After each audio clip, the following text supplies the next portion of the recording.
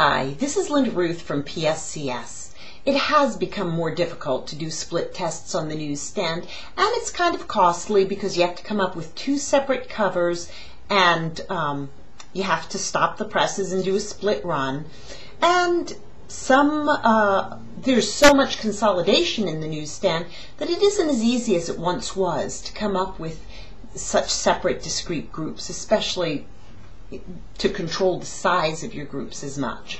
Still, it's useful to do.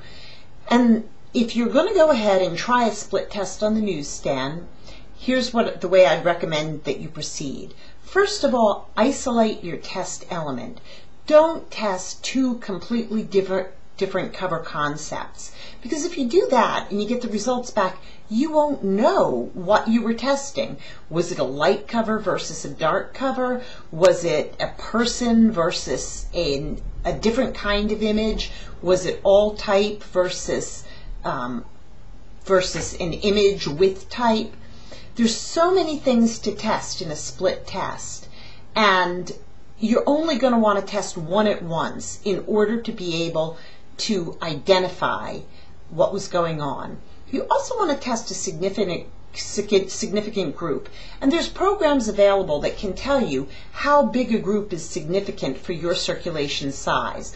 But just in general, it's important to know that the larger your newsstand distribution, the smaller on a percentage level your test group can be. If you've got several million copies going out, then a few percentage of that total distribution will be significant.